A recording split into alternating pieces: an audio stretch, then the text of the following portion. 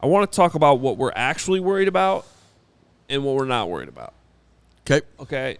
So, look, there's some players that didn't play well. You're probably like, all right, well, there's a reason for that. He's going to turn around, whatever. There's some position groups. All right, that shouldn't be a problem going forward. Not sure why it was Sunday. So, what are you actually worried about? Other than everything. Keep going. I will start. One thing I'm not worried about is DJ Moore. Okay? We saw this guy dominate training camp. We saw the chemistry with Justin Fields. I don't like that Justin missed him on some throws. I don't like that he wasn't a bigger part of the game plan to begin with. They should be force-feeding him the ball. And when DJ did touch the ball, he slipped out of that one tackle, got the first down. Then the next one, it was an easy slant. They got to take advantage of that. So I am not worried about DJ Moore. Even that statement carries some risks, though, because we've seen wide receivers come here and struggle. But I'm just not worried about DJ Moore. On the flip side, I am worried about this pass rush. The lack of a pass rush. I don't think enough was done to address it. I think it should be slightly better than last year. It was nice seeing Yannick Ngakoue get that sack. They don't have the 3 technique they need in this defense.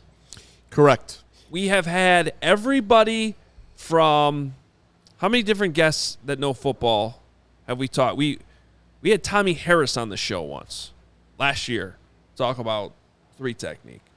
We've had offensive linemen. We've had Olin Kreutz. We've had who are other smart people that have been here? Just talk about the difference that a 3 technique makes in this defense specifically. And we've had the head coach talk about it being the engine that makes the defense go. And unless Gervon Dexter becomes this guy in a hurry, but it is an area that you could circle as a possible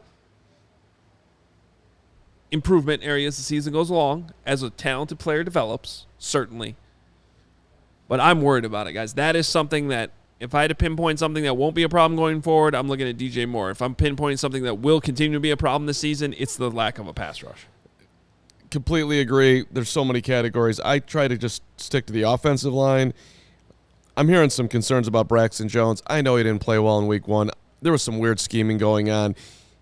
I'm not saying he's going to be a 10-time Pro Bowler by the end of his career, but I'm not sweating Braxton Jones. I'm just not. I think he's going to be fine. I think when you talk about the list of problems the Bears have right now, Braxton Jones is way down that list. What I am concerned about is the center. Lucas Patrick hasn't been able to stay healthy, and when he was out there, he completely out of sync. You went out and you signed Dan Feeney. The dude seems interesting. I'm ready to move on. Let's get Feeney in there, see what he can do. It can't get any worse. Not going to end well with Lucas Patrick, and whenever it's going to end, I'm ready for it to end. He can play as a backup. Yeah, quickly, because I know we're going to bring Nick on, but it took me a while to figure out what I'm not worried about, because I am literally terrified of everything right now. Darnell Wright, I guess, would be the candidate. Yeah, it's his first game, so this is pretty easy, low-hanging fruit to go there. They left him on an island quite a bit. Learning experience. We talked a lot about should they have taken Jalen Carter, and I totally understand. I was a big proponent of drafting him. But at the same time, Darnell Wright still has a bright future ahead of him. He moves his feet well. He's a big body. The Packers, were playing wide on him, so those are tough angles that he has to understand. But I think the more he gets experience, the better he's going to get. And hopefully he plays so well, it alleviates some of our concerns about passing on other players. The guy I am worried about, and this is an easy answer, but it's Justin Fields. And we can talk about Luke Getsy all we want and scheming and wide receivers not blocking and everything else in between. And it all just rings so familiar to what I did with Mitch Trubisky. And I understand he is not Mitch Trubisky. He is better than Mitch Trubisky. I understand that. I believe that. But at the end of the day, it doesn't matter if the results are the exact same. He's not reading the field. He's if it's because they've coached it out of him or whatever, I've never gone from so excited into a season, so anticipating a fun year, to being completely terrified that this is going to be another tank season. I'm not going to be rooting for a tank. I'm going to be petrified of it. And Justin Fields, the light has to come on. He has to let loose. He has to rip it. See the guy on that second level. And in that first game, he just didn't see it.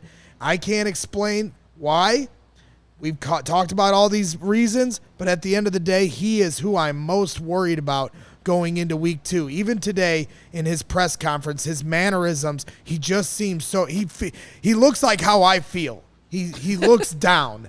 And I need him. He said he talked to, Jaquan Brisker about getting that energy up and getting back up. I certainly hope so, man, because I'm rooting for you, and I really would like you to be the quarterback of the future of this team. And right now, I'm very worried about that being the case.